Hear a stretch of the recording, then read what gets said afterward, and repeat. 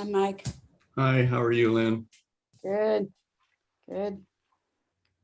Except I pulled a hamstring muscle this morning. Really? It's not That's too not funny, you not know? comfortable to sit in this chair very long. Oh, well, you can always get up, and walk around. Hi, Kelly. How are you? Busy. You look very intense. Yes, I feel very intense. I was going to email you about October and make sure that I am not on the agenda. You are on the agenda. Should I take you off the agenda? Please do. For various reasons of which I'll talk to you later about. How's that? Okay, sounds good. Thank you. So Lynn pulls a hamstring, right? Yeah, I was picking up, FedEx delivered a huge box of cat food this morning to me, and I went and bent over without bending my knees, and boom. That will do it, My body's falling apart. Well, we can get into long discussions. How's that? Unless you're Russ. Of course, Russ, you're on. Russ is one of the most physical fit persons I've ever been around, How are you, Russ? He's staring at us, but there's no reply. Russ, can you hear us? Russ? Nope. I think, is he frozen? Looks like it. Looks like he moved. Like the claymation. It is true. It's true. Yeah. Yeah, I was on the wrong network, so it's good we got that figured out. Thanks, Mike. So it looks like, like Lynn said, it's like one of those claymations where you snap a picture, then you move the object and you snap them again, move the object. Yeah, it's the animated version. It's the animated version of Russ,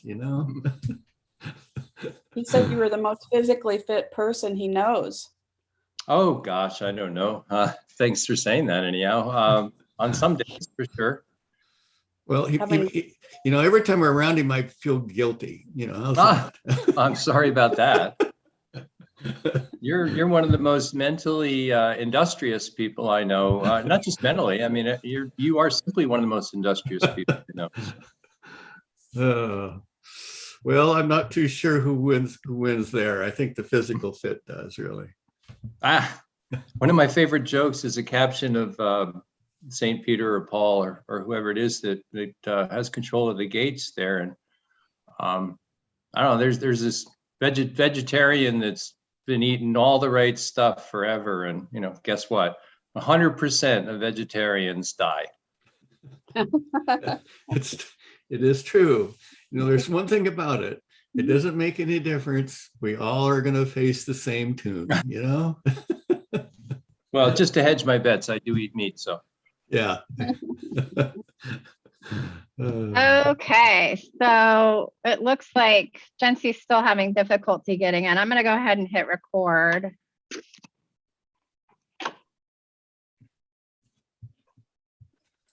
And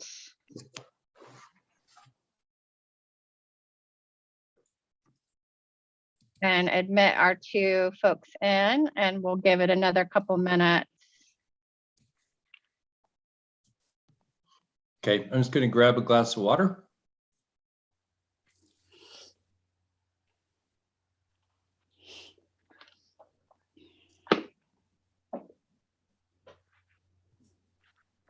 Well, Isaac looks very astute there with the grayed out background. We can't wander our eyes off of his smiley face there. Yeah, there's too much to wander around down here, so got to try and keep it hidden somehow. There we go. Good luck.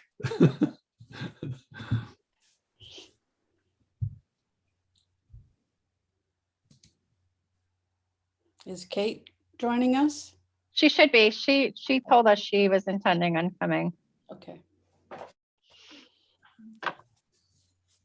We've been trying to get together, but she's so busy it hasn't worked out.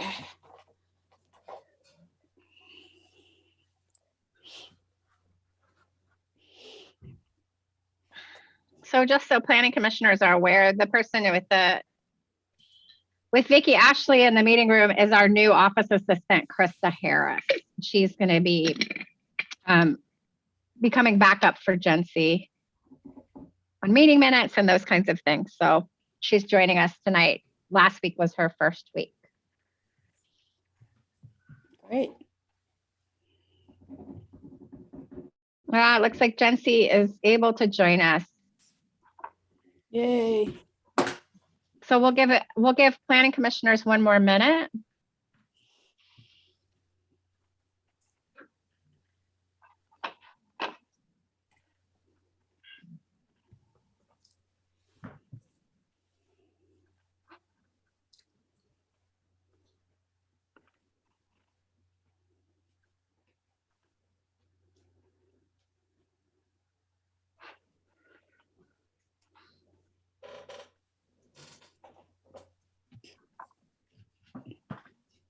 So Kelly, it looks like you're back in the office. Or always in the office. Maybe that's where I left you, 2 or 3 weeks ago. Did you just stay there? No. No, I'm back in tonight so that Vicky could come in and use our conference room. Very good. So- Otherwise, the county, we're mask required unless you're in a closed office space, and we are a work from home if you can. So generally, I'm working from home. I think that's the way most everything is going now with clamp With Delta, down. yeah. It's even at the college, we're trying to, minimize, contact without, putting this in saran wrap, Okay, let me make some people co-hosts. Oh, looks like Jency will need to do that.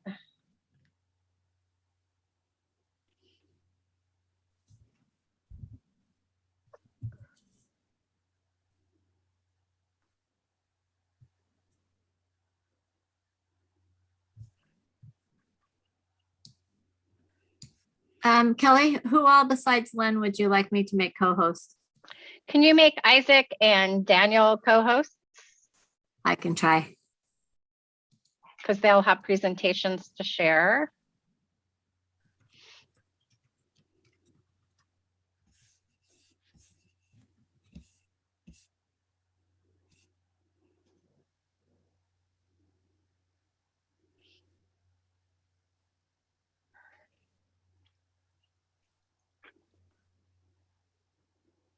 And then we do have a quorum, so I say whenever we're ready, we can kick off.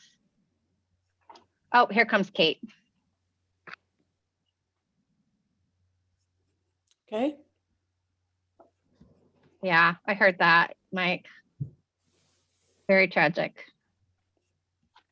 very, very tragic. It's a loss for Thai Valley, to be honest. Yeah, with you. for sure. Very, very active. So and he had those.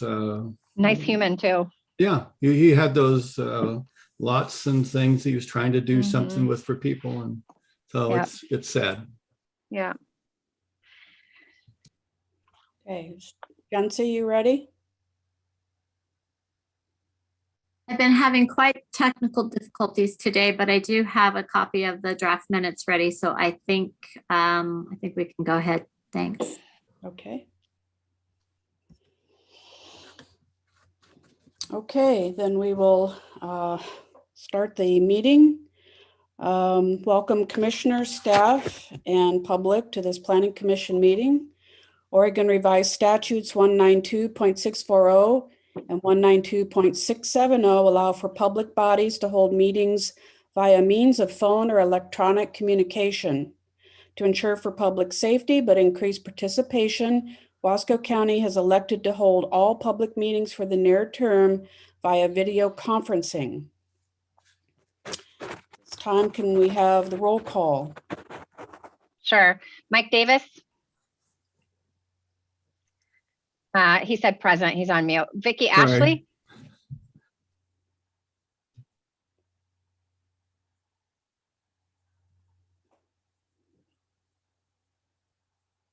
Thank you. Russell Hargrave, Present. And then if you just go back. Marcus Swift, Here. Kathleen Willis, Here. Lynn McIntyre. Here. And then for staff, we have Daniel Donery, Isaac Stats, Here.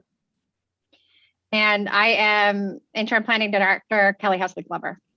We're also joined by office staff Krista Harris and Jen C. Smith. Thank you. This meeting is being recorded and will be publicly available. All participants must mute themselves unless they are speaking.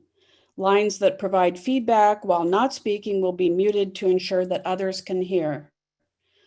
Only you can unmute yourself using the mic icon. If you are participating by phone, unmute yourself by dialing *6. Participants behaving inappropriately will be promptly removed from the meeting.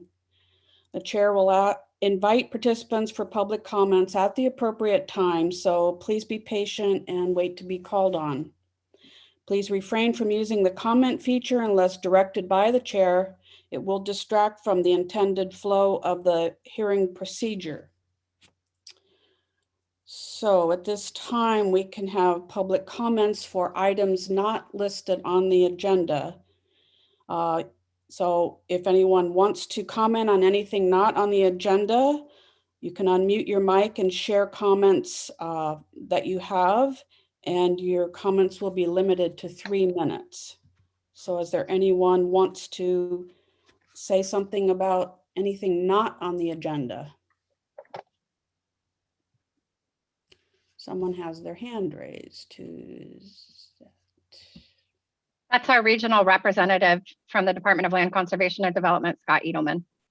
Okay, Scott, did you have something to say? I do. Thank you, Chair McIntyre. I've been looking for an opportunity to speak to this body. It's been quite some time since I last saw you, and I think it was in person when I did, so it tells you how long it's been. I think I've watched some meetings of yours, but not actually participated. And I've been looking forward to a chance to say thank you and congratulations for the outstanding periodic review process that you just finished. You're part of an amazing team that did work that is in some ways unprecedented. We have cities running away from periodic review. This is a county that took it on, embraced it, and did a bang up job with it from staff. Before being a planner, I was a planner before being a regional representative. And before that, I was on a planning commission. And so I understand the work you do, understand the value of the volunteer time you put in for the community input aspect of these plans. I want to thank you and show appreciation. Also, I'm sure Kelly and Angie reported back to you, but they presented to my commission, the LCDC. And frankly, on the inside, that was one of the most exciting agenda items I've seen them get about an agenda item since I started. They were anxious to hear from it. They loved it. They talked about it the next meeting afterwards. You guys are just a real light up there, over there, wherever, depending on where you're at, for planning in Oregon, and a real model. And I want to appreciate you, appreciate Kelly and Angie and other staff that worked on this. I just wanted a chance to say that. So thank you. You guys are doing amazing work in Wasco County. Well, thank you very much, and kudos to our staff. We have great leadership and from them, and so we appreciate all that they do to help guide us through this process.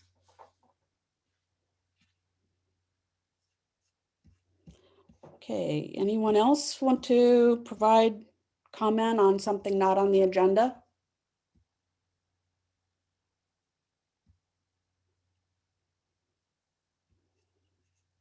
Seeing nothing. So we need to approve the minutes from July 6th, 2021. Does anyone have any additions or corrections to the minutes?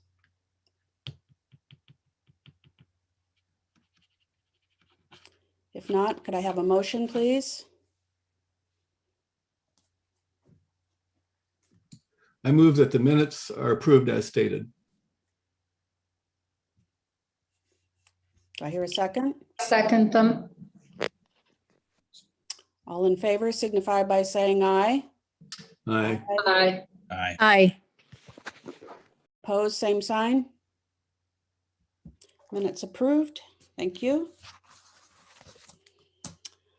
At this time, we will open the hearing for the purpose of the Planning Commission's consideration of land use application file 921-21-000088, a mandatory update to the National Scenic Area Land Use and Development Ordinance following an update to the National Scenic Area Management Plan.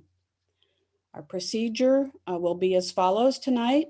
The Planning Department staff will present their report. Planning commissioners may have questions for staff. Then we will provide an opportunity for the public to testify. The Planning Commission will then deliberate and make a recommendation to the Board of County Commissioners. This hearing is scheduled for 1 hour. We will try to conclude the hearing by 4 o'clock. Testimony will be limited to 3 minutes. Staff will time each comment period and mute when the 3 minutes have expired. The rules of evidence are as follows. A, no person shall present irrelevant, immaterial, or unduly repetitious testimony or evidence. If you have submitted written comments, please do not restate it in oral testimony unless you have further information to add. Evidence received shall be of a quality that reasonable persons rely upon in the conduct of their daily affairs. Testimony and evidence must be directed toward the criteria applicable to the subject hearing. Failure to raise an issue accompanied by statements or evidence sufficient to afford the commission and parties an opportunity to respond to the issue precludes the further appeal based on that issue. Disclosure of interest of ex parte contact from ORS 215.422 and 244.135. First, does any commission member wish to disqualify themselves for any personal or financial interest in the matter?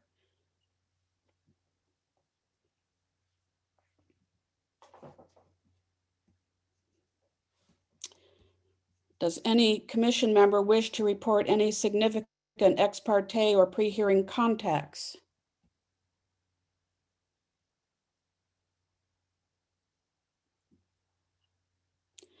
Does any member of the audience wish to challenge the right of any commission member to hear this matter?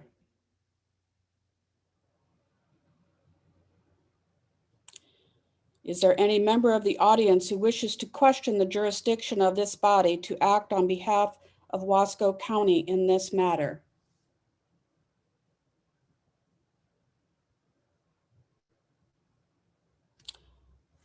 Okay, at this time, everyone please mute themselves and hold your questions until the end of staff presentation. And so, Kelly, are you up first?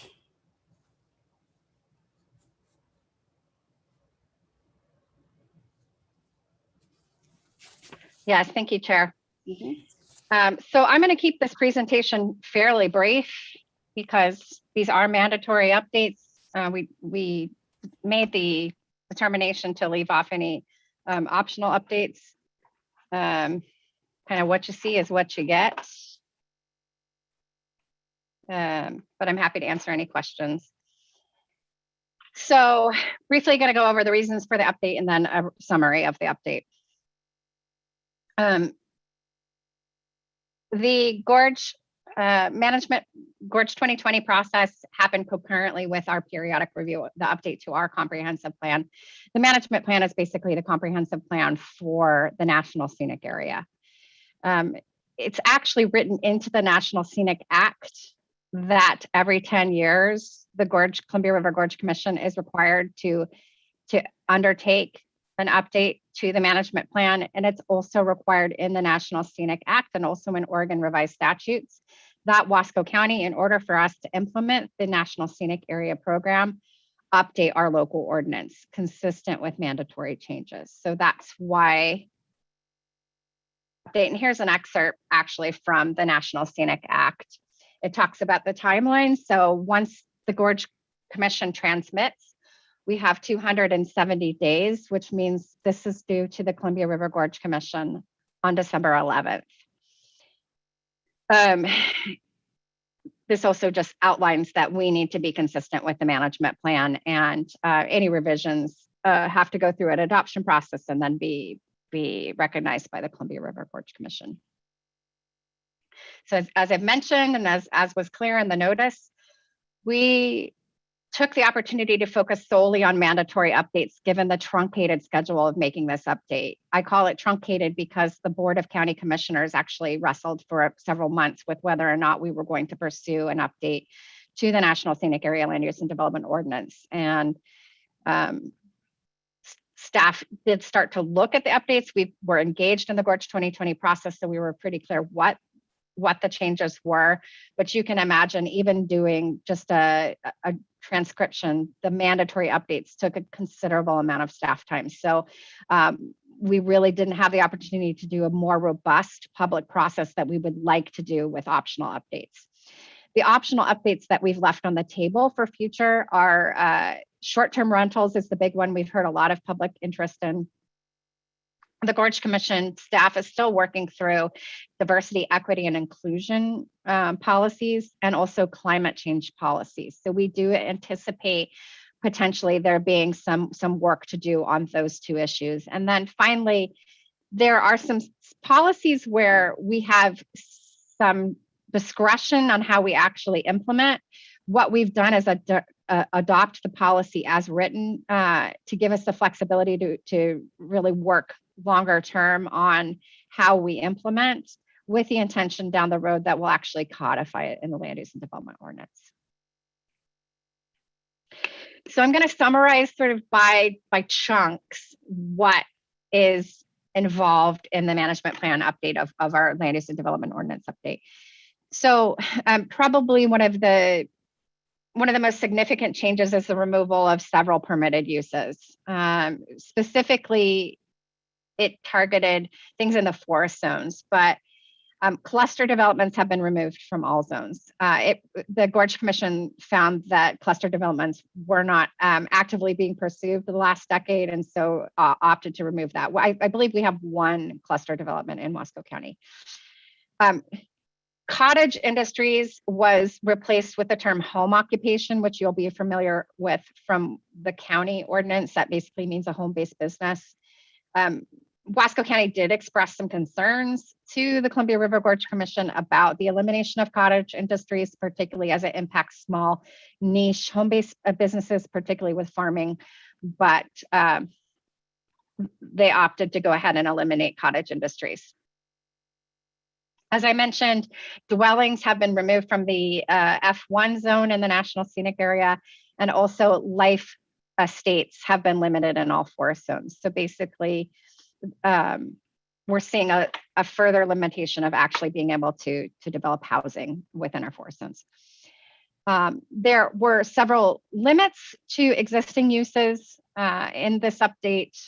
Some things that targeted aggregate pits, so quarries, and production of new mineral resources. In Wasco County, that's predominantly aggregate or gravel. Specifically, this was related to key viewing areas. Something that we, again, staff expressed considerable concern over during the Gorge 2020 process was, instead of a no net loss of wetland function, the development now must achieve no loss of wetland acreage or functions. So that's a pretty significant update. There also are new provisions where existing development is intended to be expanded, that they'll need to go through a compatibility analysis of similar existing buildings where before they were treated as pre-existing non-conforming, or people call it grandfathering. So that variance has been limited or eliminated. Other variances that have been eliminated, setbacks and buffers within the JMA for additions for pre-existing structures. Anything existing prior to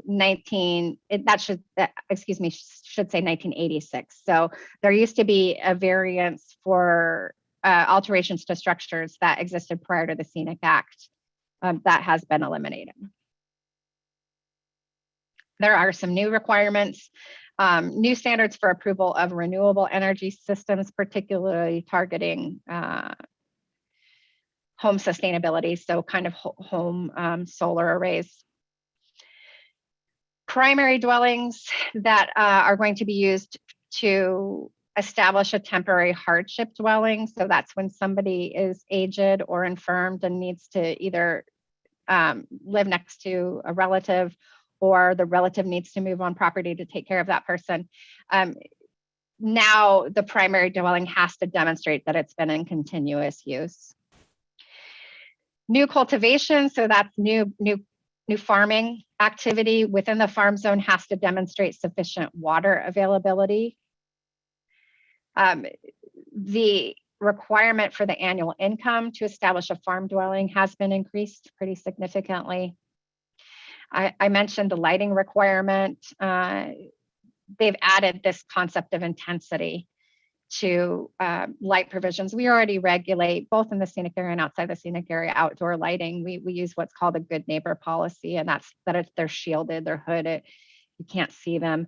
But this is actually also now targeting intensity.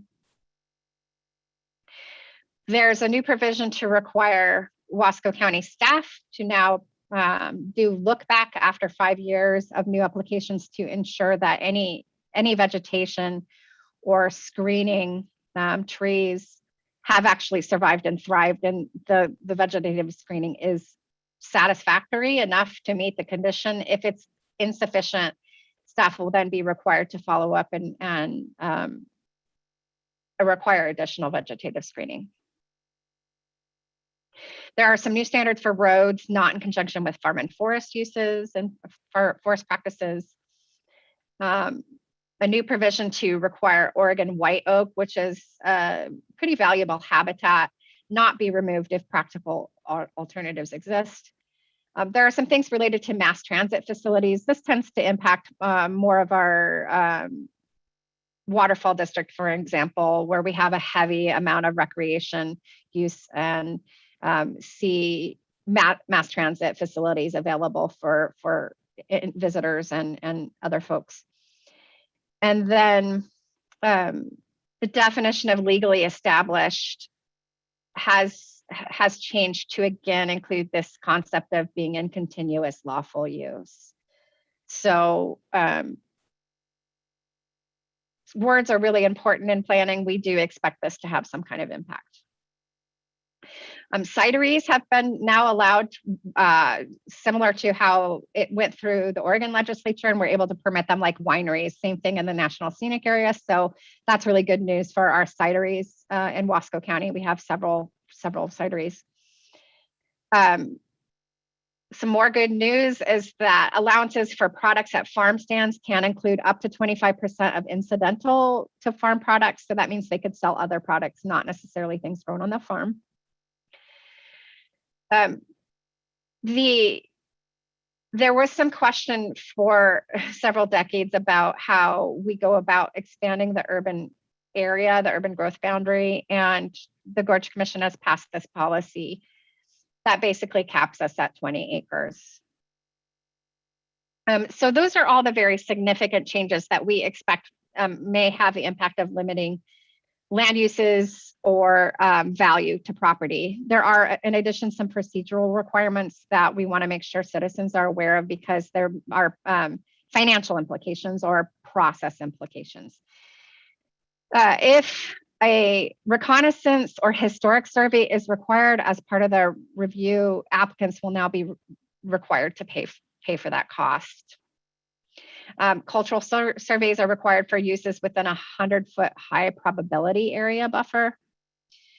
Site plans are typically Wasco County has accepted a variety of site plans. There are some much more stringent guidelines related to site plans that we anticipate many citizens will actually need to hire assistance to be able to complete those. There are some changes to map submittal requirements for mineral resources. So again, aggregate mining. New guidance on key viewing areas and visual subordinates. So how we look at how things look in from key viewing areas and how we determine whether they are subordinate to the surroundings and basically kind of invisible to the naked eye. And then there is a new requirement that the county staff share FireWise principles with all development applicants. So we already have pretty stringent fire safety standards that are consistent with what we also do in the county.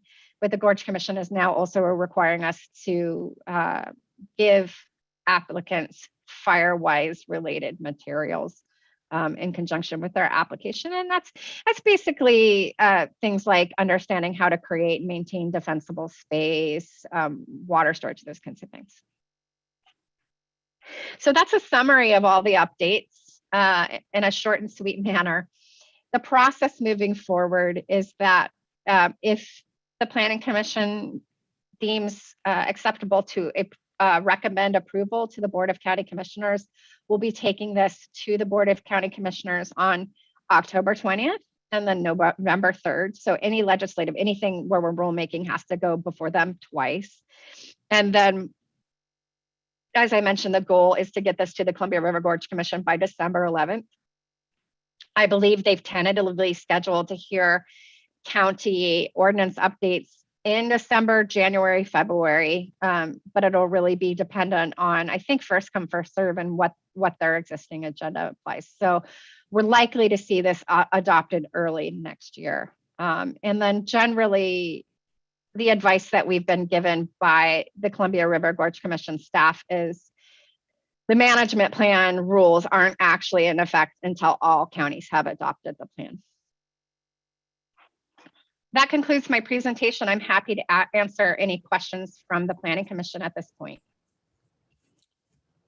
Does any planning commissioner have a question?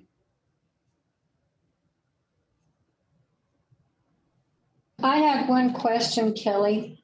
On the 20-acre ground growth boundary, is that just the boundary from the scenic area to the county boundary?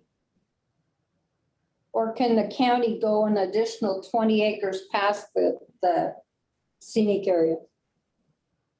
No, our boundaries around, so this impacts urban areas, the Dalles and Mosier. It obviously doesn't extend beyond that. But our boundaries are fairly consistent with the Oregon UGB, or Oregon Urban Growth Boundary. And any process to expand would have to go through both processes. So we'd have to go through the Oregon Urban Growth Boundary expansion and also the National Scenic Area. And the National Scenic Area caps us at 20 acres regardless. So 20 acres is kind of what we get. But 20 acres, isn't it, Kelly? Excuse me. Mike, I go ahead. recognize first. Sorry. But the 20 acres that we're talking about is just for the scenic area.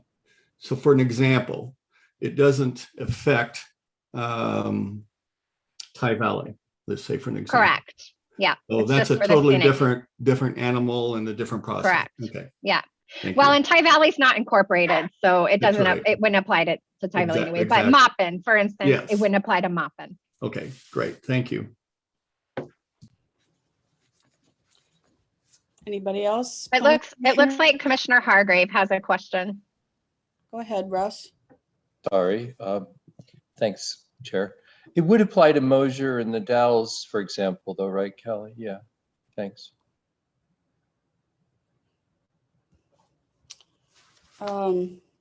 Any planning commissioners have questions? It looks like Commissioner Willis has raised her hand.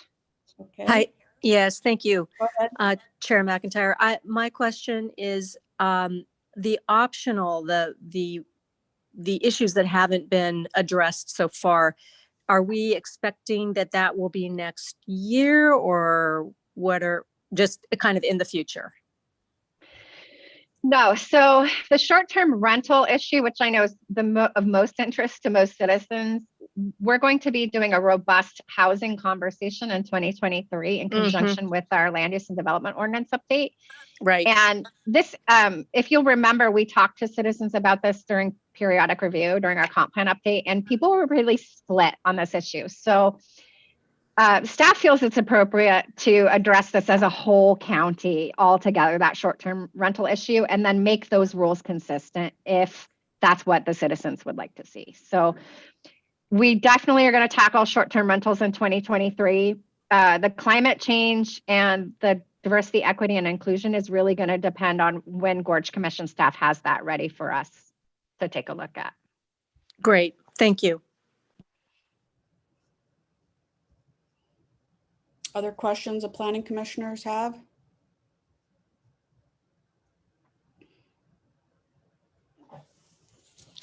Okay. Hearing none. At this time, we have a few people that have registered to comment. Is that correct? Chancy? We do have people that have registered. Unfortunately, with my technical issues, I haven't been able to download it, but Okay. I can review it, I believe. Let me get in there.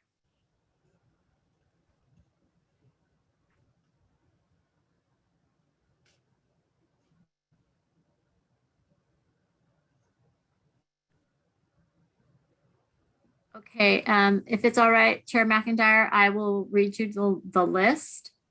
Yes, that's fine. It looks like we have Sheila Dooley, Okay. Jared Sawyer, Casey Getz, Kara Flath, Melissa Lee, and Donna Duray. Sorry if I'm messing up that last name. And then the only other one that we have registered that isn't commissioner staff is Scott Edelman. Okay.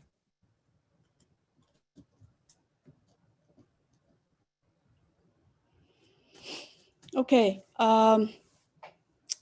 So we'll work our way through the list, and I want to remind everyone that to please state your name and address for the record. We use this information to contact you about the decision. Okay, so let's start with. Chair, Yes? sorry. Citizens, when they register for the hearing, actually list their address. So if they're uncomfortable listing that because we're streaming live and also recorded on YouTube, they don't have to reveal their address. Okay. Just state your name, please. All right, first one. Well, I'll read your name. If I mess it up, you can correct me. All right, first one, Sheila Dooley. Oh, hi. Actually, what happened to my video? Actually, I was going to comment on chapter 2, but I did have a question about chapter 1. I mean, this National Scenic Area thing. When you were talking about the definition of legally established, you said it meant in continuous use. So does that mean if you're living in a house and you didn't live there continuously, it would no longer be considered legally established? It's just a, that was it. Thanks. Kelly, do you want to address that? If nobody was living it and it was abandoned for a period of time, then yes, it would not qualify any longer as a lawful use. Okay. Anything else, Sheila? Oh, no, that was it. I said a comment when we get to chapter 2, but yeah. Later. Thanks. Okay, thank you. Jared Sawyer.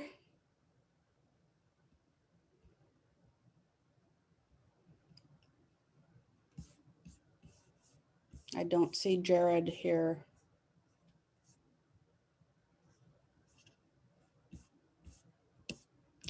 Okay. Casey Gatz. Please, yeah, there you go. Perfect, thanks.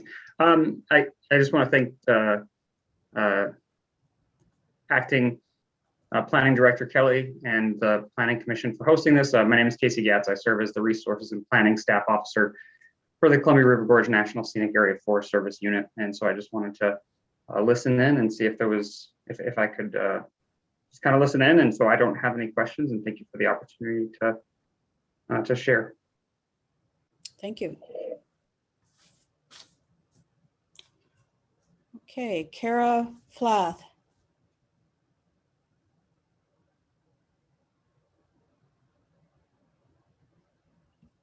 Kara, if you could unmute yourself and you can.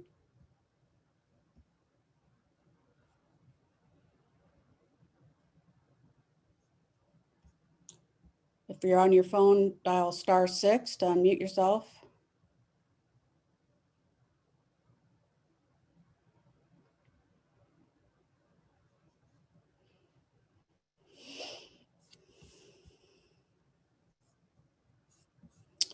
Okay, Kara, we can come back to you if you're having difficulty. Melissa Lee.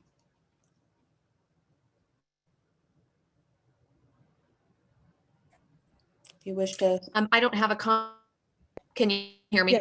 Yes, go ahead. I don't have a question at this time. But I'm listening. I have several properties that are impacted by this. Okay. Thank you. Donna Dare.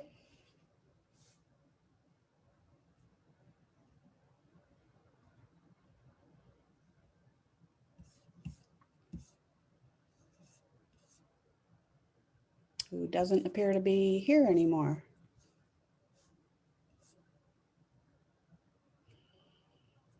Okay. Scott, did you have something further on this part of the hearing, or?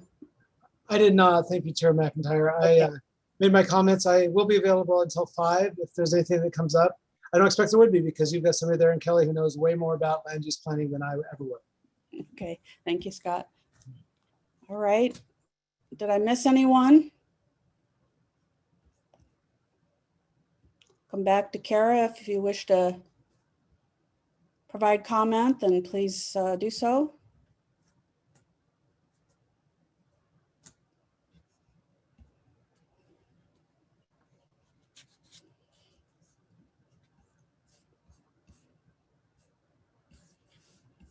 Okay, I don't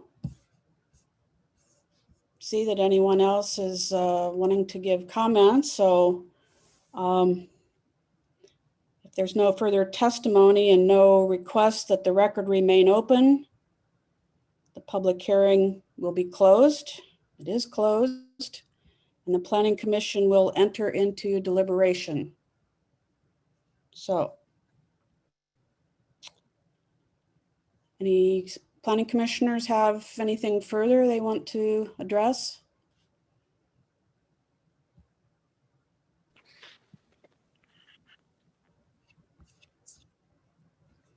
Chair McIntyre, this is Yeah. Commissioner Willis. No, I do not. This was laid out well, and thank you. No comments. Okay, thank you, Kate. This is Commissioner Ashley. Due to the time constraints and that we can't do much with these are pretty much mandated. I don't think we have any choice at this point. Well, I mean, we can object to them, fine, have a choice. but I don't think it's going to go very far.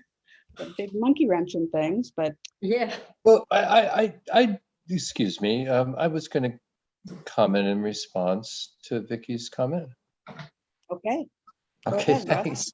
I mean, I understand what you're saying, Vicky, but I'd encourage us not to think about it that way.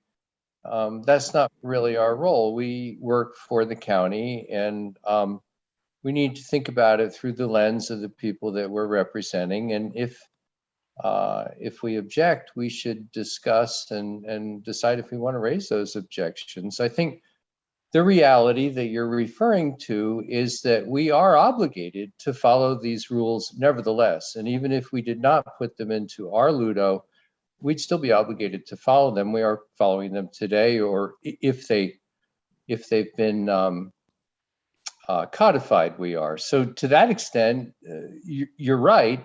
But I think we need to, to stay true to the perspective we represent, make sure we're looking at it critically.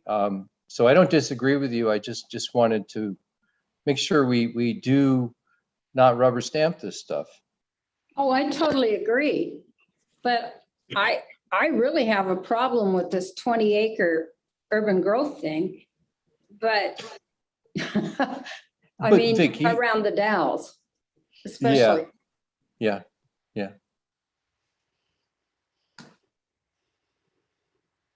Two quick, I'm sorry, Russ, do you want to go ahead and then this is Just Commissioner one more Willis. thought on that. Yeah, you're right, Vicky. That is where it comes to roost. I would point out that the Dalles has been struggling with the process to expand or not their urban growth boundary for as long as I can remember. And so I'm not sure this really changes the actual, I'm not sure this change will have any real impact. No, the 20-some years that I've been here, they've been trying to do something the Yeah. whole time. Yeah, and that was under the old rules, so. Yep. This is Commissioner Willis. I do have just two, I'm just wondering about the water requirement, not as to new buyers, but as to people who already current property owners. I'm assuming that applies prospectively and not retroactively. Apologies, but I'd love some clarification on that. And it's understandable, but I'm just thinking if someone, if somebody is owning land right now and they can't comply with that, then I'm wondering about that. And I'm also wondering about the gross annual income going from 40 to 80, and just if we could hear a little bit more about that.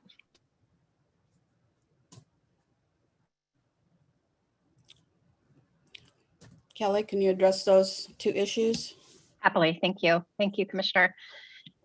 So the rule related to new, basically demonstrating water availability is for new cultivations. So it doesn't have so much to do with ownership as with the use.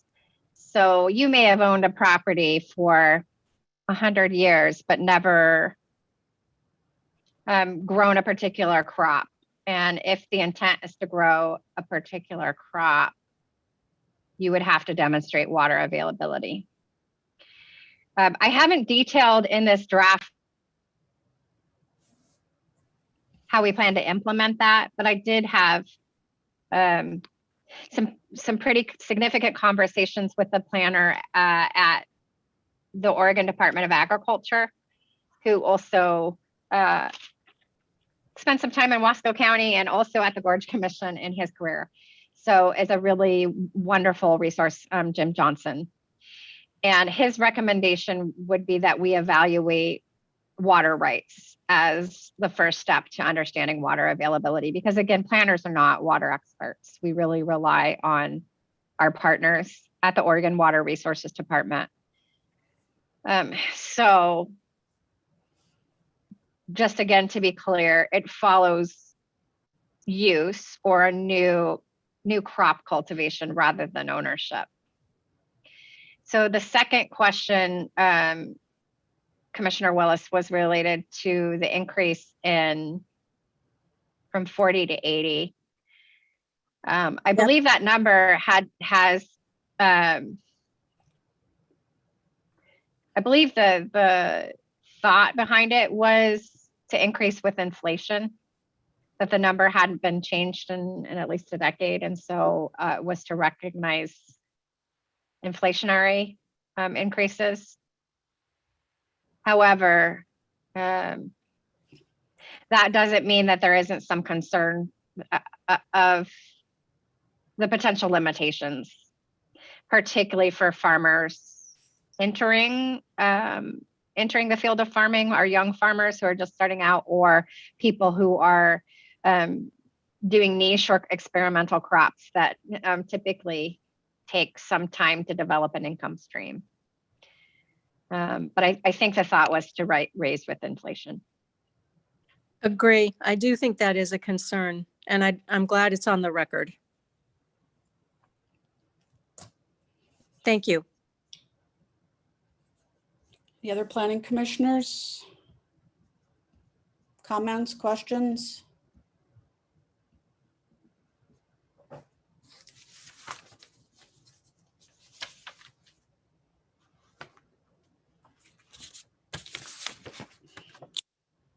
I did have one question, minor question.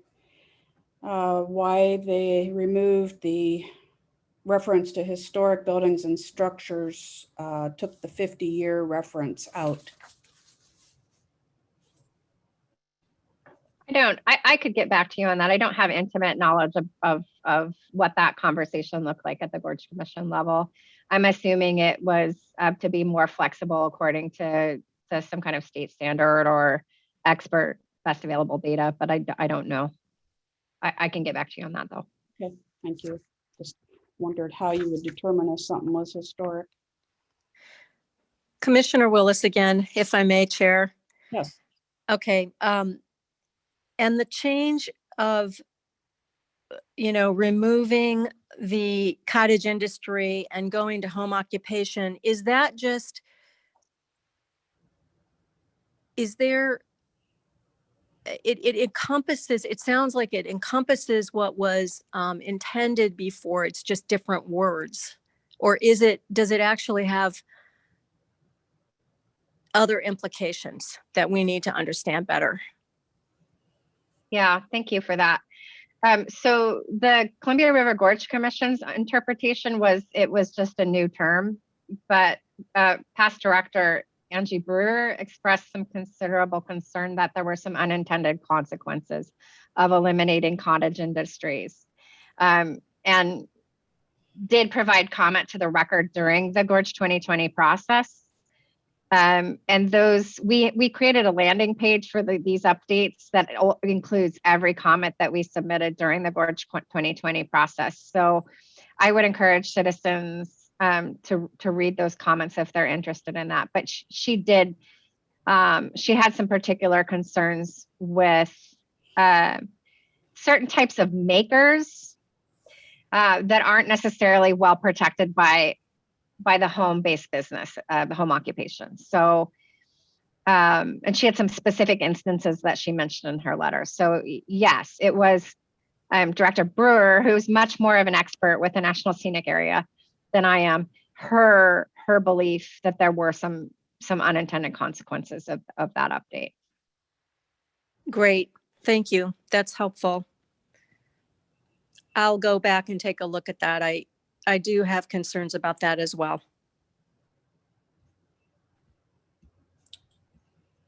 Yes, Mike. To add to that comment, I remember discussions with that. And technically there is a very defined difference between the two. Okay.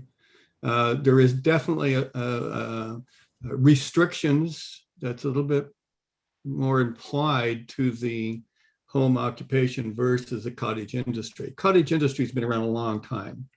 And I personally would hate to see that being replaced by home occupation, just because I've been sitting there listening for the last year, the outside listening in on that definition.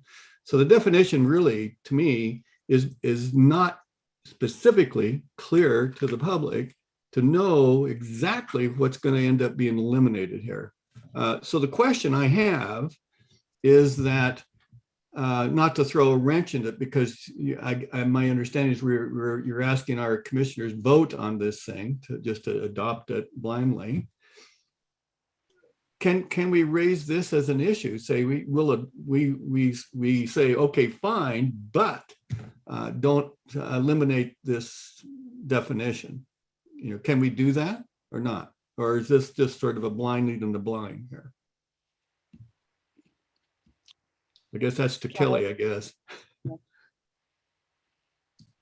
Thank you, Commissioner. So you have the ability to put it on record, your concerns about that definition. But again, this was adopted by the Columbia River Gorge Commission into the management plan. So the rule is already made and we have to follow the rule. Okay. I guess that, yeah. So we no longer have the opportunity to manipulate those definitions. Okay, then I would just want to make sure that that is a concern of mine that is very definitely stated into this. I mean, we have no choice but to go along with it, but I think that there has to be a vocal, you know, I'm against that terminology. I really am. Thank you, Mike. Any other commissioners? Comments or questions?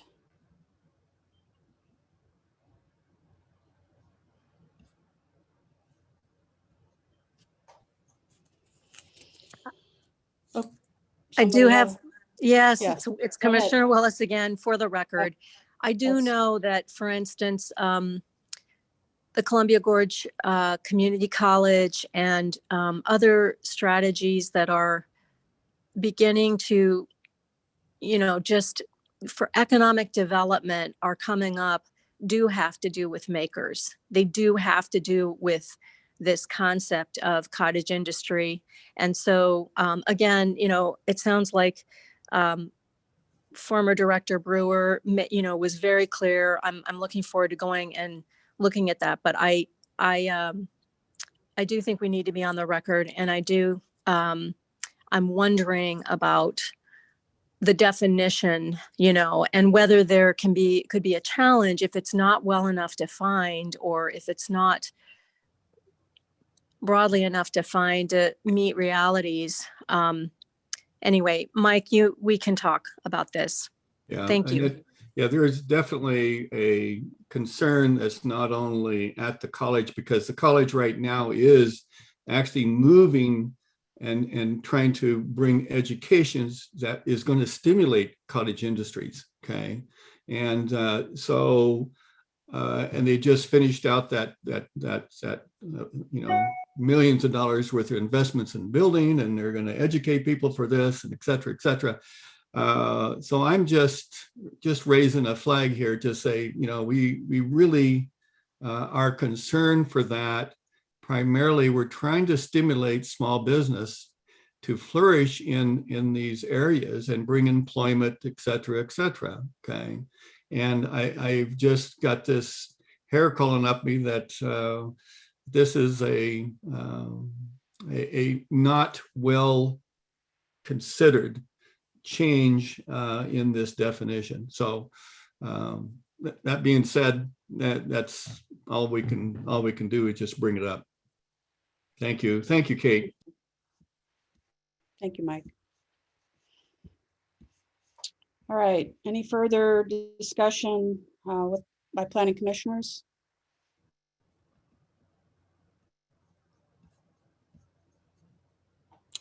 All right, hearing nothing further, I just want to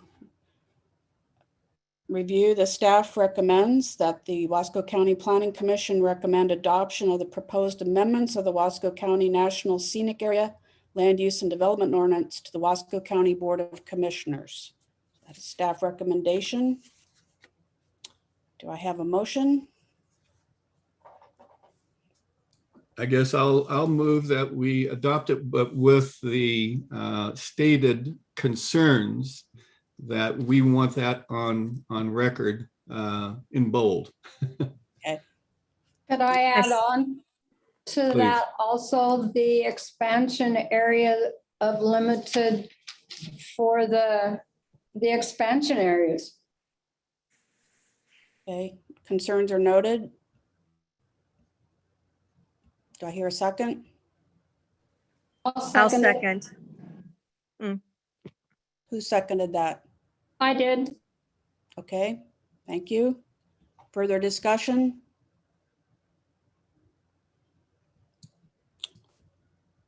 All those in favor of the motion, say aye. Aye. Aye. Aye. Aye. All opposed? All opposed, same sign? Actually, I think, can I abstain? This is Commissioner Willis. I don't believe so.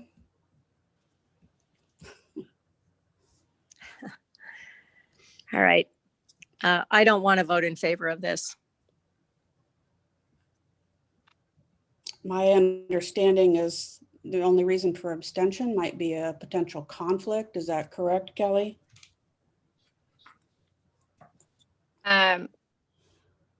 Generally, yes. Okay, Commissioner Willis is entitled, though, to vote no. sure. Thank Okay. you. This is Jency. So for the record, Commissioner Willis is voting no. That is correct. Everyone else voted yes.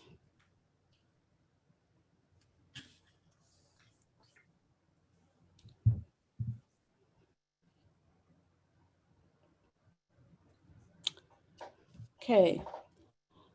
So the proposed amendments of the Wasco County National Scenic Area Land Use and Development Ordinance will be recommended for adoption to the Wasco County Board of Commissioners. And that will be heard on October 20th and November 3rd by the Board of Commissioners.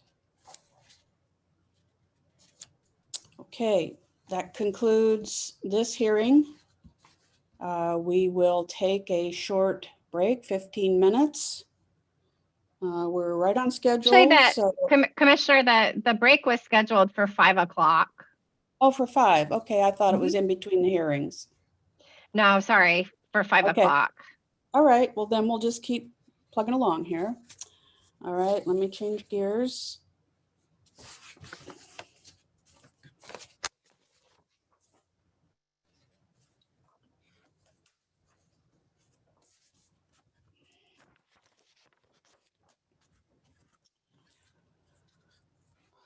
Do we need to go through roll call and all that again? Okay. So we will open the public hearing for the purpose of Planning Commission's consideration of land use application file 921-21-000167, an update to the land use and development ordinance, including revisions to Chapter 2, Chapter 21, and several overlay zone sections.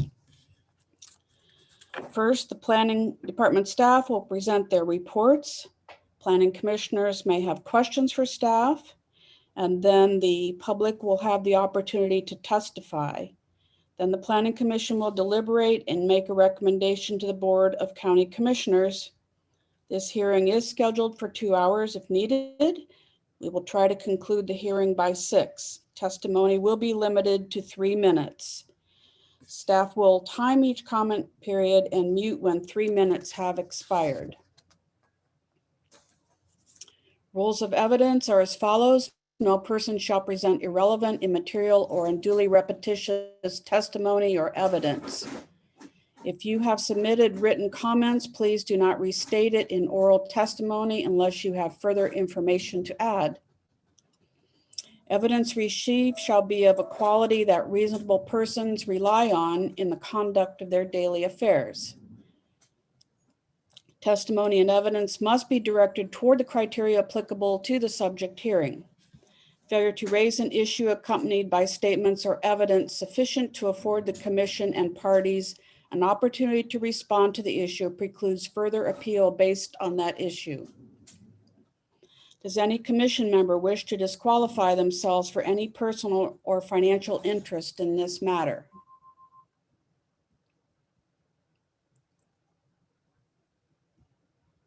Does any commission member wish to report any significant ex parte or pre-hearing contacts? Does any member of the audience wish to challenge the right of any commission member to hear this matter?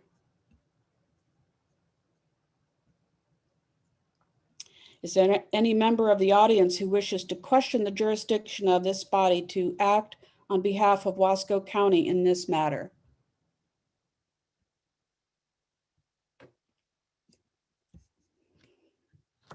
Okay, at this time, we'll have staff presentation. Make sure everybody mutes themselves and hold your questions until the end of staff presentations. We will have 3 staff participating in presentations. So we'll start with Daniel. Good afternoon. 1 second.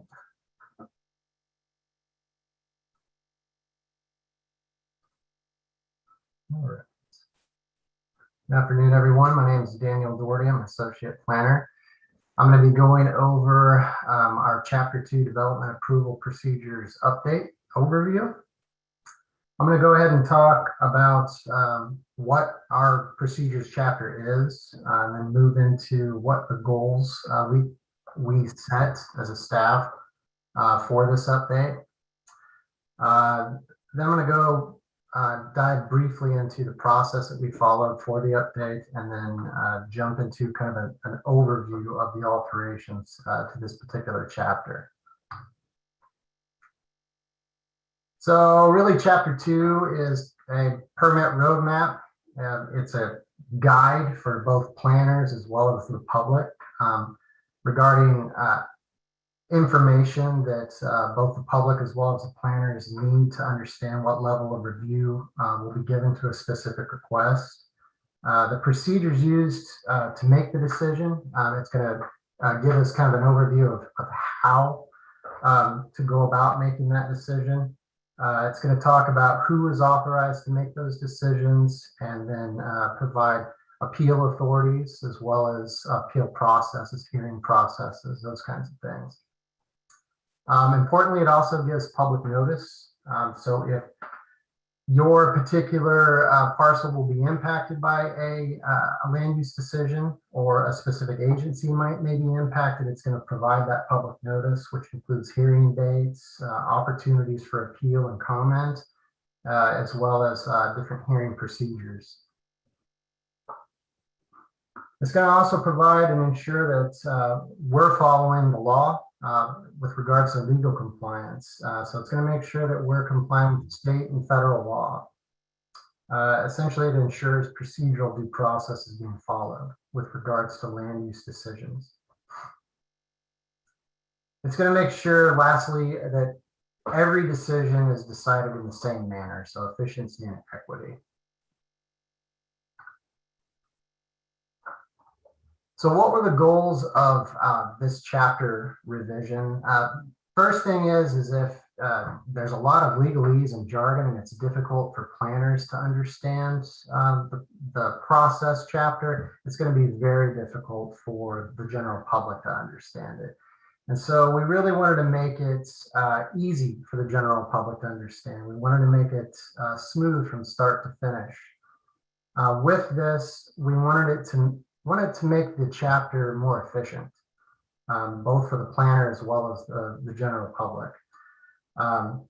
We wanted to simplify that process from start to finish, as well as visualize the process. So we've added visual charts and tables to the chapter.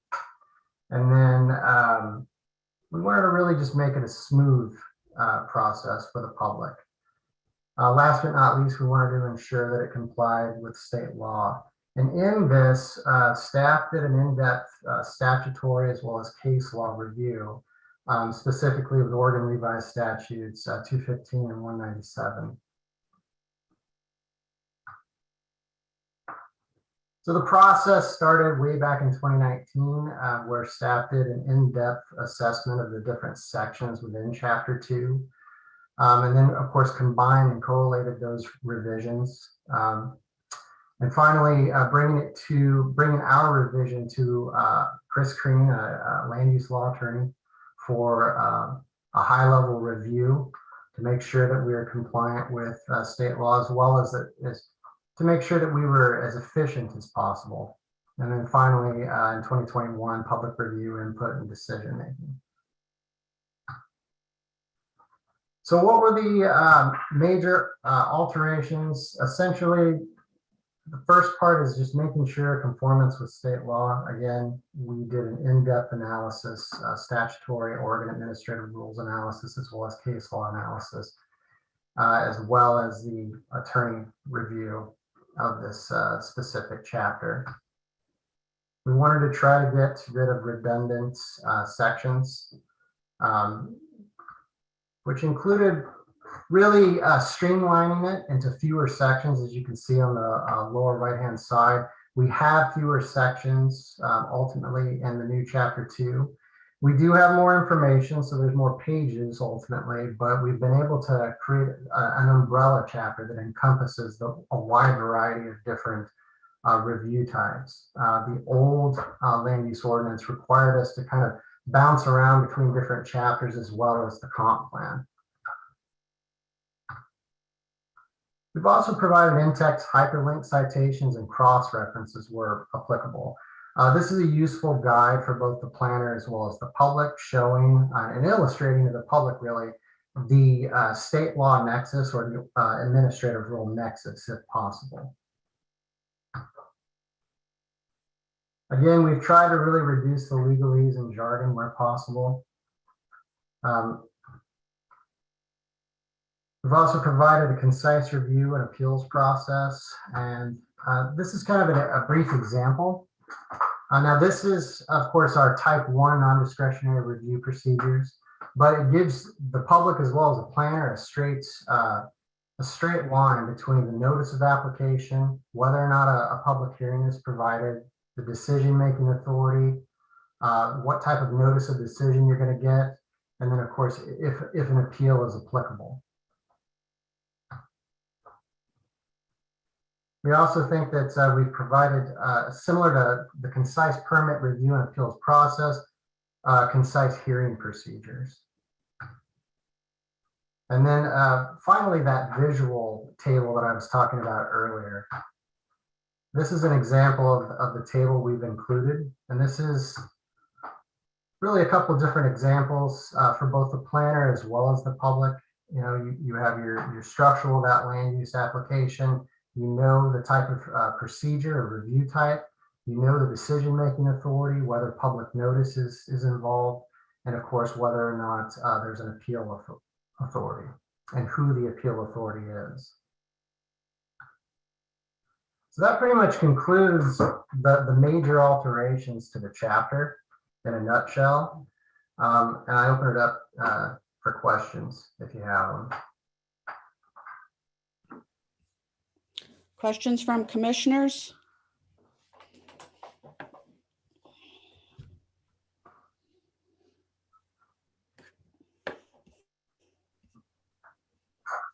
No questions? Then we'll move on to presentation by Isaac. Yeah, thank you, Chair. Let me get there.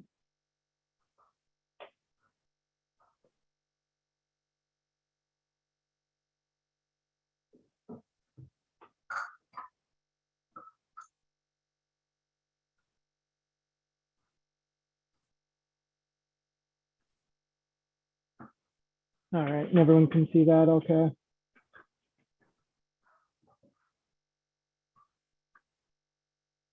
All right, so hello everyone. My name is Isaac Statz, and I am going to just give a brief overview on the proposed updates to our environmental protection districts, or EPDs.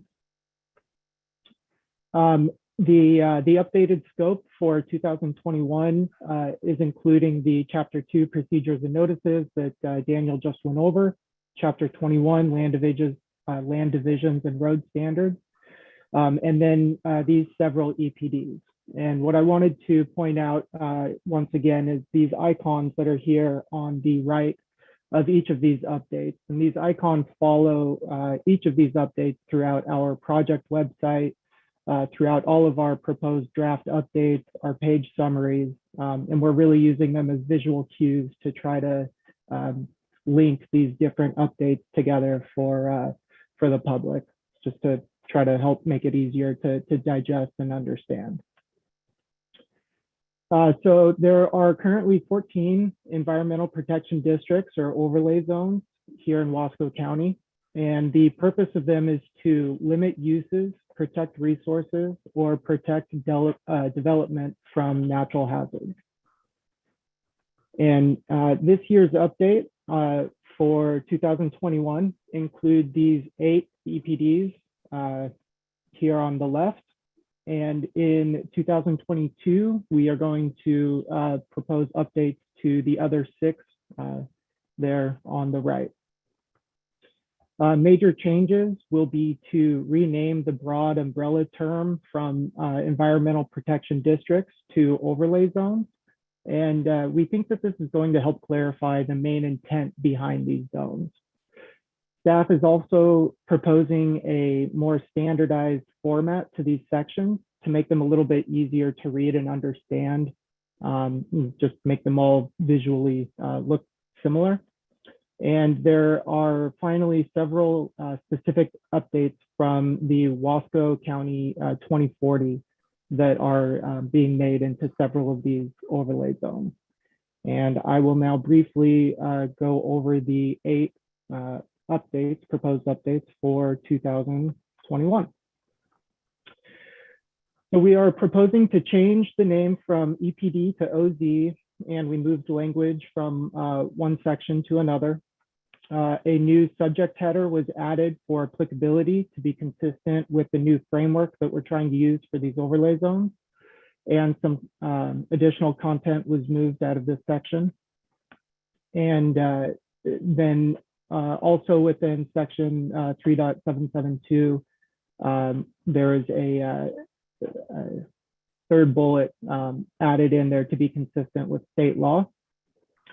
The third change there is a new permitted uses section has been added to make explicit what is permitted, and the old section .772 has been removed to be consistent with the Wasco County Comprehensive Plan policy to eliminate the Historic Landmarks Commission, or HLC. And historically, at least for the past few decades, the planning director or the planning commission, the planning commission has been the proxy for the HLC. The fourth here is a new required notice to property owners, providing the right to object. And the final proposed update on this section is adding a new section, again, to be consistent with the framework, to try to clarify the relationship between a base zone and an overlay zone. On EPD 5, mineral and aggregate overlay, we've got 3 proposed changes. Again, to change the name and to add a purpose section. And then the second is to be more, based on suggestions from our partners at ODOT, we added more flexibility to our hours of operation. And then the third proposed change here is a new section being added, again, to be consistent with the new framework. And you're going to kind of see a lot of these repeat themselves, just because that's the nature of going through each of these individual EPDs to make them all consistent. On EPD 6, we have 2 proposed changes. The first is to try to use a sentence to propose to clarify the process that identifies the resources for this overlay zone. And then a new section is added at the end, again, to clarify the difference between the base zone and the overlay zone. On the natural overlay zone, EPD 7, we have 6 proposed changes. It's going to be the name of the overlay zone updated to better indicate the resources that it protects. A purpose statement is going to be edited to make the intent of the overlay more clear. A section for applicability is added as part of the new overlay zone framework and is meant to clarify how and when this particular overlay zone is applied. And a clarifying statement is being added based on the ESEE analysis to allow for all uses to be reviewed as conditional uses and not to be outright prohibited. Based on policy changes from the comp plan, new criteria is being added to this section to ensure the planning department and property owners know to coordinate with specific organizations. And a new section is added again for the purpose of base zone and overlay zone clarification. Moving on to the EPD number 9, the Big Muddy limited use overlay. We are proposing to make some changes to the section numbers for the addition of purpose and applicability. And again, to go into the new framework. We're also proposing to add the date of adoption of this overlay for transparency and accuracy. And then a new section at the end is being proposed to be added for base and overlay. Number 10 here, the EPD 10 Badger Creek. New section numbers for purpose and applicability, similar to EPD 9. And the date of adoption and similar to EPD 9. Basically, the updates for this one are similar to the previous. And then the sensitive bird habitat, we have 4 proposed changes to add the purpose of this EPD, to update language to be more consistent with the comprehensive plan. And the exempt uses are added to a distinct section for clarity so that you can kind of go down one by one and see them all in one spot. And then a new section is added at the end. For EPD 14 here, same thing.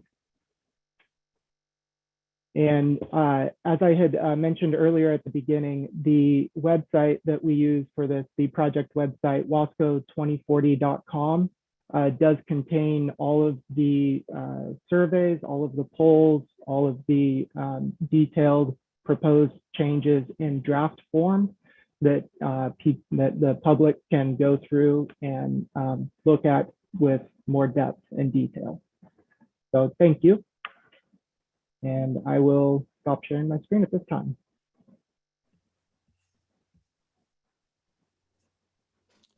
Any questions for Isaac from planning commissioners? Commissioner Ashley, I have one question on the wild and scenic rivers, and I couldn't find it. How much of a setback is required from the river? Do you know? You know, I do not know off the top of my head, but I do not believe that that is a change that we are proposing, or I don't believe we are proposing a change to that. Kelly, please correct me there if I'm wrong. No, the setbacks aren't changing. They're consistent with either the floodplain or property development standards. Okay. Any other questions from planning commissioners?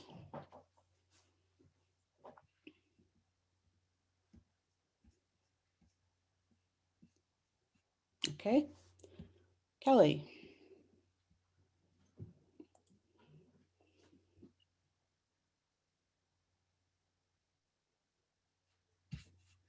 Go ahead, Kelly. Sorry, I'm dealing with 3 screens, which is a little bit new for me tonight. Okay, so tonight I'm going to be presenting updates to chapter 21. We've also split it off into 2 chapters. So chapter 22 is now the proposed home for the road standards. So I'll be talking about chapter 21 and 22.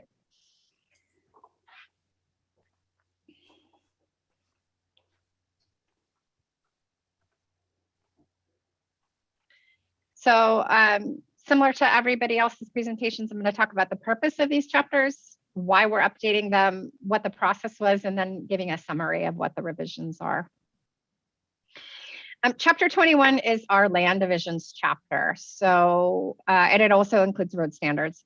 So anytime somebody submits an application to divide a property, just so whether it's make it into 2 or 3 or create a subdivision, or they are wanting to make property line adjustments, so move any of the property lines for their property, or they want to reconfigure the way something was platted, or they want to create a road or dedicate a road. This chapter essentially has the process and procedures by which we follow. Much of it is prescribed by state law, specifically Oregon Revised Statutes 92, 197, 209, and 215. So the purpose of these chapters is to make sure we're consistent with state law. We also, for a lot of these types of applications, we have to coordinate with surveyors on the process. They have some requirements in terms of drafting plats and how they monument things and how they survey it. So it helps our coordination with those partners, gives us that process by which to follow and how to conduct a review when submitted. And our road standards, one of the most critical things that those do for us and our residents is make things consistent with our fire safety standards and also best practices. So things like the width of the road or the turnouts required, those are typically coordinated with fire safety standards. So the reasons for the update. This has actually been on an internal list of desperately needed updates for over a decade. It was identified by our past county surveyor, Dan Bolt, and championed by numerous surveyors and also internal staff as really having some problematic elements where we were either conflicting with state law or it was just not clear how to administrate. So this was why this was a priority for us, along with chapter 2, to really streamline and tackle in a significant way. Word choice is, you'll hear that time and time again from land use planners. It's very critical to the work that we do, particularly for permitting. And so we wanted to make sure the word choice was consistent with state law. And then we did take the opportunity based on citizen feedback during Wasco County 2040 and at other times to really streamline the process, make it easier to understand, easier to read, easier to access, and increase some flexibility where we were able to in timelines. This is particularly for subdivision criteria, but there are some more flexibilities allowed. The other thing I should add is we did have some minor updates recommended as policies with transportation, goal 12 and goal 14, which is urbanization, and also goal 2, which is a land use planning during Wasco County 2040, or update to a comprehensive plan. So this is the rulemaking phase of some of those policies that we adopted at that point in time. So like chapter 2, as Daniel very eloquently explained, this has been a long time coming for staff. We took this very seriously and started a staff-based analysis and audit in 2019. We all took chunks of this, compared it with other county codes, looked at case law, looked at state law, and then staff came up with recommended revisions. Once we produced a final document, so 2 drafts, chapter 21 and 22, we convened a group of 6 local area surveyors to serve as our technical advisory group. And they were really, they're experts, but experts in a slightly different way. So they read the material different. They have some different applicable state law. And we really wanted to make sure that this was effective for not only land use planners and our citizens, but also our surveyor communities, because they've been particularly vocal about some of the problems of this chapter. In addition, we consulted with the Public Works Director to ensure any updates to Chapter 22, our road standards, were consistent with the current policies and procedures of our Public Works Department. And had some meetings with those folks and really reached some broad consensus over the revisions where everybody felt very, very comfortable and happy with that. The next phase, as Daniel mentioned, was to forward it on to our consulting land use attorney, Chris Crane, who has considerable expertise in this subject, and he gave us a legal review. So some of the provisions in particular he was paying close attention to that I want to raise awareness for is related to the clear and objective standard requirements for anything related to housing. So you'll see some removal of some discretionary criteria related to subdivisions. The purpose of that is to make sure we're consistent with the new state requirement to have clear and objective. So basically thumbs up, thumbs down only rules and regulations when considering housing. We rolled this out to the public, I believe, into April, beginning of May, and have had lots of opportunities for public feedback and public engagement, and received pretty minimal, lots of questions that we've been able to answer and have a dialogue with citizens over, but really not very much in the way of public feedback. So you saw today your packet was empty of written comments, just because I think these procedural chapters are less interesting to folks than the zone chapters. So, you know, we always do this a little strategically. When we've done updates, we start with some of the more critical but less interesting stuff, so everybody has a chance to learn about the process and engage. We did modify, in particular, this year we were also supposed to hear some farm and forest zone updates. We've pushed that out to next year to, again, allow for citizens to really engage with this material, because we know there are some constraints given COVID. So here's a summary of the updates. You'll see a lot of revisions to terms and references. That was very critical, again, to staff and also our surveying population to make sure we were using the same language. And job titles have also changed, but we have some references to state law and things that we also updated. One of the things that we discussed with the public during Wasco County 2040 were maintenance agreements for public open space. And also you'll see in chapter 22 related to road standards. So we did codify that and add that in. Those are earmarked as optional updates. Surveyors felt really, really strongly that preliminary title reports needed to happen at the time of application to give us time to flag any of these issues, because often they would come in at the end of the process and be problematic if there were any red flags with the title report. So we've changed that. As I mentioned, where we were able to offer extensions for things like preliminary plats, we did do that, and increased development phasing timelines. There were some big, huge sections in this chapter that we were just verbatim state law, and state law changes generally at a quicker pace than we're able to dedicate resources to update our ordinance. So where we're able to, where it's not super critical, or where we don't add additional criteria or requirements, we want to defer directly to state law. So in that case, monumentation or things that are specifically for the surveyors, we're referring directly to state law and removing that verbatim language from the land use and development ordinance. So where you see that taken out, it doesn't mean we're no longer following that monumentation process. It just means we're directing people directly to where it comes from, which is Oregon revised statutes. One of the most problematic things about this chapter is, for some reason, when it was drafted, we coupled replats and property line adjustments, and this does conflict with state law. So we have revised it so replats consistent with state law now follow their origin process. So if lots were created during a partition or a subdivision, partition means basically under three properties, then they need to go through that partition or subdivision process when they're replatting, rather than taking the property line adjustment approach. And then I mentioned already the housing criteria related to clear and objective standards. So where our attorney advised concern or that it potentially conflicted with that requirement, we have proposed removal.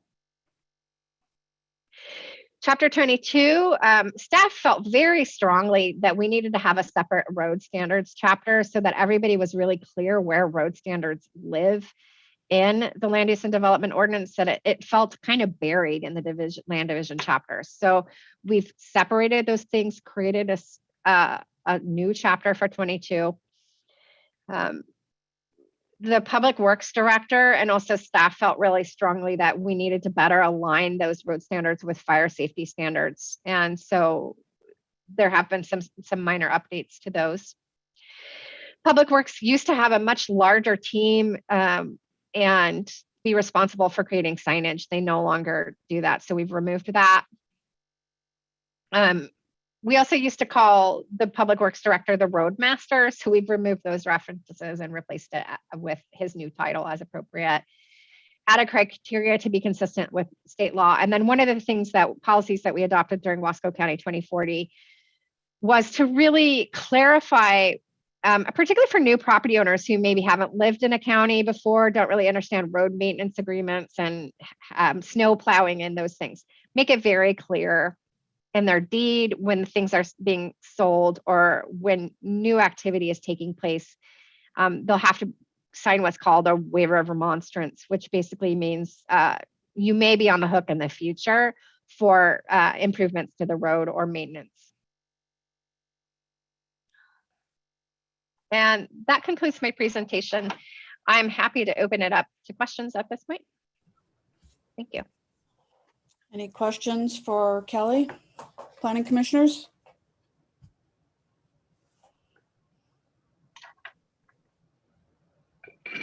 Anyone? Planning commissioners?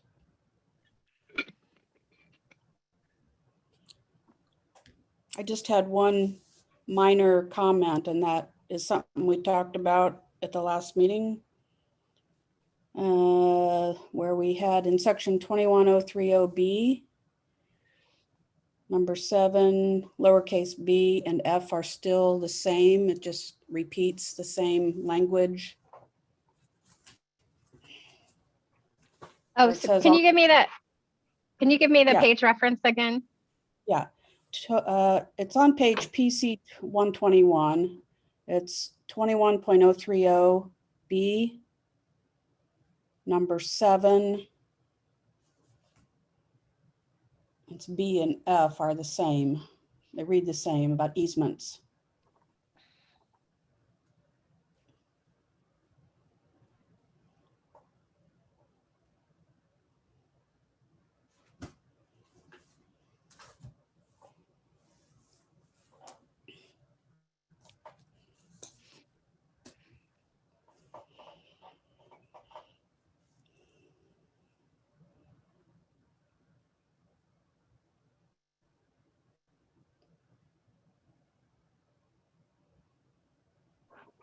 Okay, thank you, Chair. Sure. Anyone else?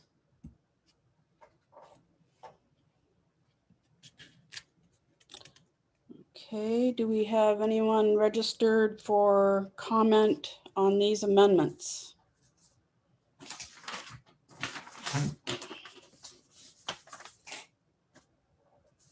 Jency? I don't have the list that shows the comments. It's the same group of folks that was registered with the last public comment. I think okay. Sheila said she wanted to comment on chapter 2. Yes. Oh, Sheila?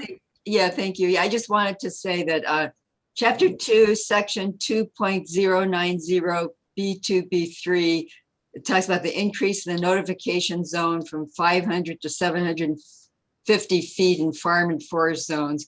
I guess it's a mandatory change. But my thought was, if the lot or the property the application's for is within a tract owned by one owner, could you start the notification at the boundary of the tract rather than the boundary of the lot? Otherwise, it's just the owners getting notified of their own development. And there was a House Bill 2556, which would have increased the notification zone to a half mile in rural areas, but it didn't get a hearing. But I support the 750 feet. That's nice that they're increasing it. Okay, thanks. Kelly, did you want to comment on that? No, we can certainly make a notation to staff that if it looks like they're going to notice the property owner about their own development, they won't do that. Not a problem. Okay. Thank you. Anyone else have comments about these amendments?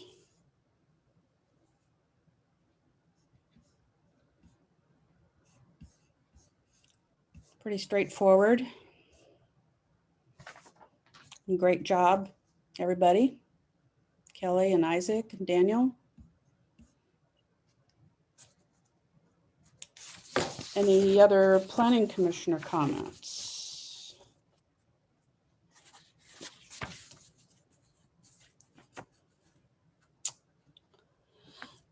If there are no further comments and no testimony, no one requesting the record remain open, the public hearing is closed. And the Planning Commission will enter into deliberation. Planning commissioners, do you have any further discussion about the proposed amendments?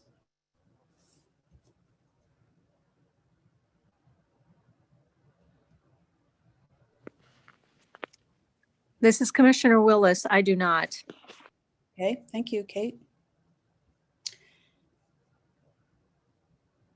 This is Commissioner Davis. I don't either. Okay. Russ, any comments or questions? I do not. Thanks, Lynn. Okay, Vicki? Thanks for a good job of cleaning up the work. Yeah, they did do a great job. Yeah. Okay. Marcus? Still on here? I am. Yes, I just want to thank staff so much for all their work on this. It's a huge effort, all of this. It's so technical. And I'm just constantly impressed by the staff there and all the work that you all do. So thank you so much. Okay. Mike, did you have anything else? This is Commissioner Davis. No, I don't have anything. Okay. The staff recommendation is to recommend that we recommend the adoption of the proposed amendments of the Wasco County Land Use and Development Ordinance to the Wasco County Board of Commissioners. May I have a motion? I move that we present to the county commissioners the adopted changes. Do I have a second? I second that, Commissioner Davis. Further discussion?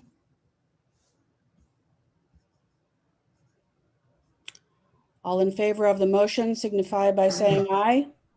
Aye. Aye. Aye. Opposed, same sign. Motion carries. The amendments will be recommended for adoption to the Wasco County Board of Commissioners. They will hear this on October 20th and November 3rd.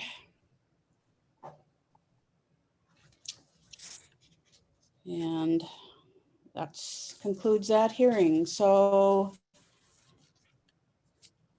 Kelly, do you have other issues you would like to talk to us about or inform us about? Yeah, of course. Thank you. Thank you, Chair. And thank you so much for all your hard work, and also citizens who are watching, reading that very large packet of over 1,000 pages of material. We hope that the way we rolled out the Land Use and Development Ordinance update this year has been helpful. We will be continuing that process for 2 more years. So any feedback that you have, we'd love to hear it. We tried to use a markup style in the revisions to make it really clear what's optional and what's mandatory, where things are moving, give you lots of context, lots of one-page examples. But we can always improve. So any feedback that you have, we'd love to hear it. We are hard at work on next year's update. So the housing has been pushed out to 2023 along with updates to our natural hazards related environmental protection districts. But next year, we're going to be focusing on energy facilities and things related to energy, commercial energy and residential energy projects in Wasco County. I mentioned those farm and forest updates, specifically some optional uses that have been passed by the legislature over a decade that we really want to hear feedback on. So make sure your friends and neighbors are aware. There's some potentially controversial updates that we'd like public feedback on. Agritourism is something that we did, again, about these state law updates and the agritourism piece to citizens this year, hoping to adopt it, and just really felt like we hadn't heard enough feedback. Agritourism, we've heard some feedback on. We talked to citizens about that extensively during the comp plan update, but we'll have the opportunity again to look at the rulemaking part of it next year. In particular, the comments we've heard this year related to wildfire and water. So we'll be looking at adding some potential optional regulations to allow for agritourism. We also are going to be proposing to look at adopting a communications facility chapter. That's for things like meteorological towers and cell phone towers.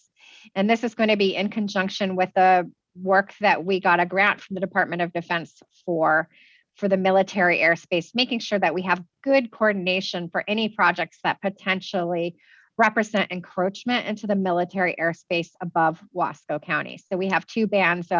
They mostly conduct training exercises over Wasco County, but they fly as low as, I believe, 100 feet. So anything we're looking at tall-wise, which in Wasco County tends to be those towers, we want to make sure we're coordinating early with our partners at the Department of Defense. So you'll see some work about that.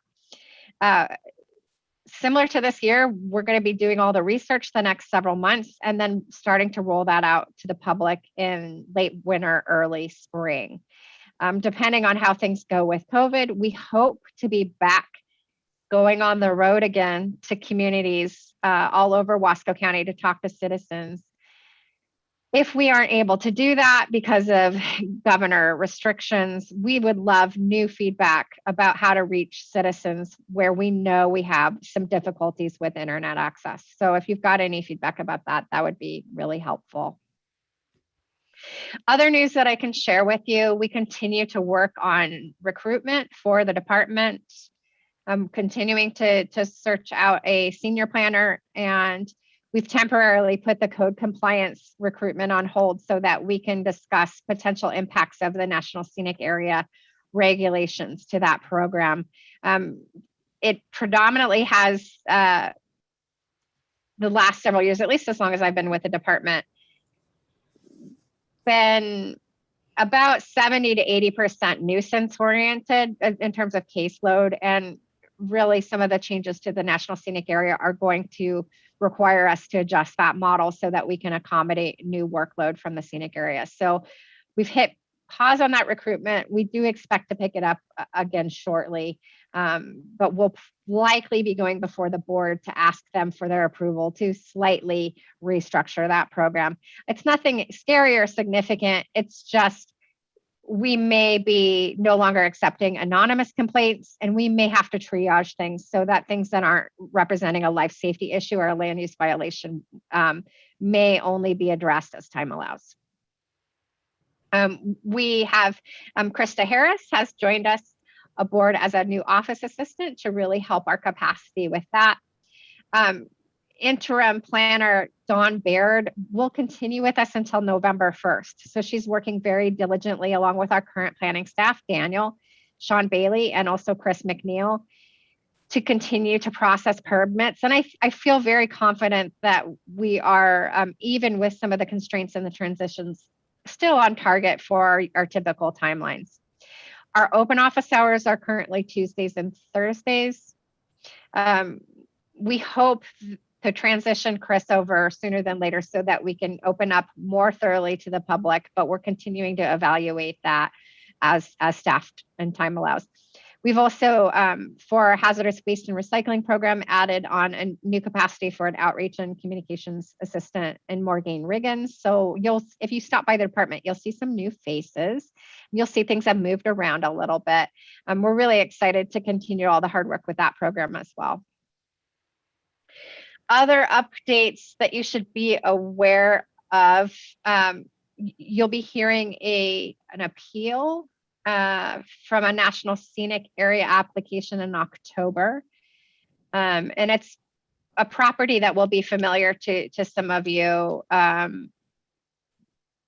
made the rounds with the Planning Commission a couple years ago. This is a different application and a different project and a different owner, but that will be before you in October. And then we're working with Dave Wilson to hear his remand from the Land Use Board of Appeals, either in December or January. So that was for the rezone of a property to a residential zone. So we anticipate hearing that. Other than that, it looks like we've cleared the decks in November. So you're likely to see current planners in October and December or January. That's really all the news I have to report. I'm happy to answer any questions that you may have about what we're doing, what we're up to, the status of the department, because we have a little bit of time. Any questions, anyone?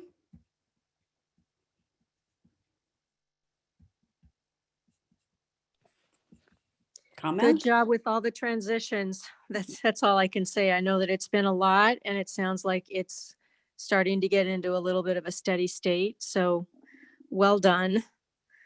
And then I know that coming up too was, there were other things for 2022. It sounds things that were going to be covered this year, but that got pushed to next year or 2023. Has any of that, I'm not totally tracking, has any of that been pushed back to sooner, or are you just kind of keeping steady from when Director Brewer left? Yeah, thank you. Thank you, Commissioner Willis, and thank you for your compliments. I want to really shout out to the staff that has remained with us. They are exceptional and they have really, really picked up the slack. Daniel has been incredible doing long range work, current planning work, and also training our new current planners. So really deserves a lot of recognition for being an exceptional staff person and really consummate professional. Isaac has also really stepped up to fill some gaps where my attention's a lot more divided these days. So he's really done a wonderful job at coming in behind me and cleaning up my mess.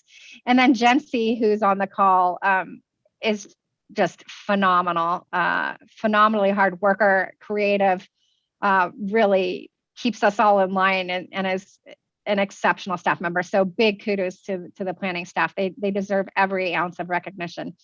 As far as the updates, we did push things when we knew there was going to be significant transitions with the staff and in particular with the scenic area ordinance update that added, pretty significant additional work to my plate. So there have been no changes. The intent, you can see the updated timeline on the project website.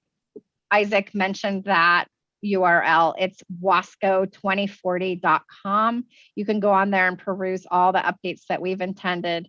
Probably the most significant thing of interest to the public is the housing updates are going to be pushed until 2023, and also the fire updates. We're currently still working on the community wildfire protection plan, and we plan to continue that work. And one of the other reasons, besides staff transition, that we felt it was appropriate to make our formerly 2-year LUDO update project into a 3-year project was some bills that got through the legislature this year, specifically Senate Bill 762, which is related to wildfire risk. And there also was a provision to allow for accessory dwelling units. We talked about that with the public during the comp plan update. We've been waiting with bated breath for that to pass. It did finally, but some of the changes to that bill specifically are correlated to some of the Senate bills related to wildfire. And what that means is we're waiting for the state to adopt statewide wildfire risk maps, which they intend to have done by the end of next year. So we aren't able to make those changes until the state adopts those maps. So we wouldn't, even if we adopted accessory dwelling units into the LUDO, we wouldn't be able to permit it for another year. So that's why we've pushed that. So all the housing, lots of time to get community feedback on housing, including the short-term rental issues. And then lots of time to give us feedback about the community wildfire protection plan. We'll be rolling out those strategies and action items that we're evaluating with our stakeholders and our core group over this next year, because we'd love citizen feedback about that.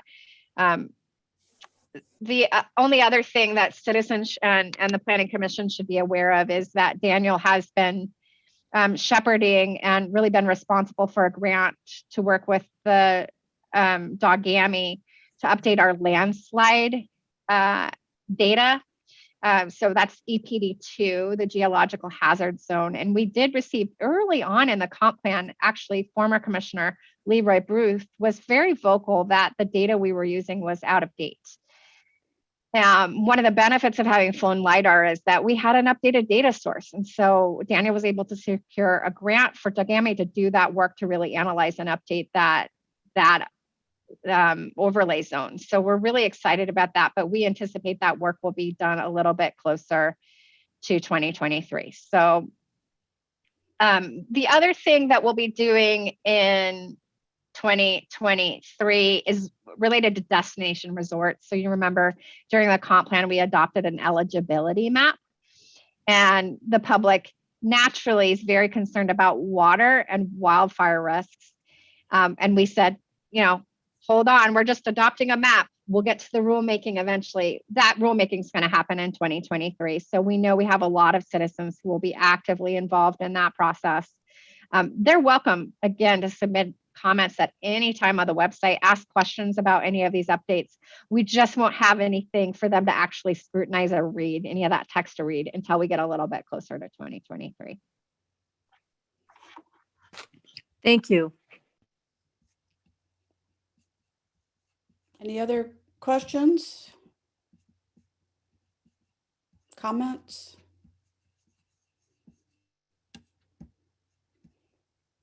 If not, we can adjourn this meeting an hour early.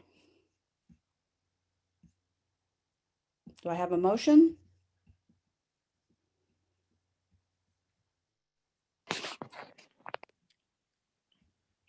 This is Commissioner Willis. I motion to adjourn the meeting. And this is Commissioner Davis, I second.